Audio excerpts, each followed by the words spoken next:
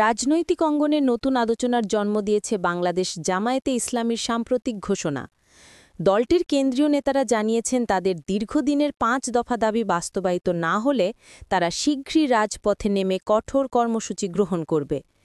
এই ঘোষণার মধ্য দিয়ে আসন্ন রাজনৈতিক পরিস্থিতি আরও উত্তপ্ত হওয়ার ইঙ্গিত পাওয়া যাচ্ছে। জামায়াতে ইসলামীর পক্ষ থেকে বলা হয়েছে, সরকার যদি দলটির ন্যায্য রাজনৈতিক অধিকার ফিরিয়ে না দেয় এবং তাদের প্রতি বৈষম্যমূলক আচরণ বন্ধ না করে, তবে রাজপথই হবে তাদের একমাত্র ভরসা। দলের কেন্দ্রীয় নির্বাহী পরিষদের এক বৈঠকে এই সিদ্ধান্ত নেওয়া হয়। বৈঠক শেষে দলীয় নেতারা বলেন, আমরা ধৈর্যের পরিচয় দিয়েছি, কিন্তু আমাদের দাবি মানা না হলে আর বসে থাকব না। জামায়াতের দাবি অনুযায়ী তাদের প্রধান ৫ দফা হল: ১. দলীয় নিবন্ধন পুনঃপ্রদান, ২. সভা সমাবেশ ও রাজনৈতিক কর্মসূচি পালনের স্বাধীনতা নিশ্চিত করা, ৩. কারাবন্দী নেতা কর্মীদের মুক্তি, ৪. দলীয় কার্যালয় খুলে দেওয়া, ৫.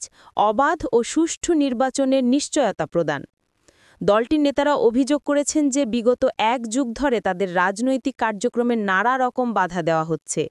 তারা বলেন, আমরা সংবিধানসম্মত উপায়ে রাজনৈতিক কার্যক্রম চালাতে চাই, কিন্তু প্রশাসন ও সরকারের হস্তক্ষেপে তা বারবার ব্যাহত হচ্ছে। বিশ্লেষকরা মনে করছেন, জামায়াতে ইসলামীর এই ঘোষণা দেশের রাজনীতিতে নতুন মাত্রা যোগ করতে পারে। বিশেষ করে জাতীয় নির্বাচন সামনে রেখে তাদের সক্রিয় হওয়া অন্য বিরোধী রাজনৈতিক দলগুলোকেও প্রভাবিত করতে পারে। ইতোমধ্যে বিভিন্ন জেলায় জামায়াতের নেতাকর্মীরা কর্মসূচি বাস্তবায়নের প্রস্তুতি নিচ্ছেন বলে জানা গেছে।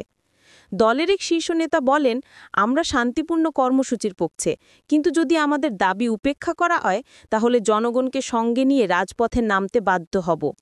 অন্যদিকে রাজনৈতিক মহলে ধারণা করা হচ্ছে, জামায়াতের এই ঘোষণা কেবল একটি চাপ সৃষ্টি নয়, বরং সরকারের নির্বাচনী পরিকল্পনার ওপরও প্রভাব ফেলতে পারে। আগামী নির্বাচন ঘিরে বিরোধী দলগুলোর কর্মসূচির সঙ্গে জামায়াতের আন্দোলন মিলিত হলে রাজনৈতিক অস্থিরতা বৃদ্ধি পেতে পারে। বর্তমানে দলটি দেশব্যাপী গণসংযোগ ও সচেতনতা কর্মসূচি হাতে নিয়েছে। তারা জানিয়েছে, শান্তিপূর্ণ আন্দোলনের মাধ্যমেই জনগণের সমর্থন অর্জন করাই তাদের লক্ষ্য।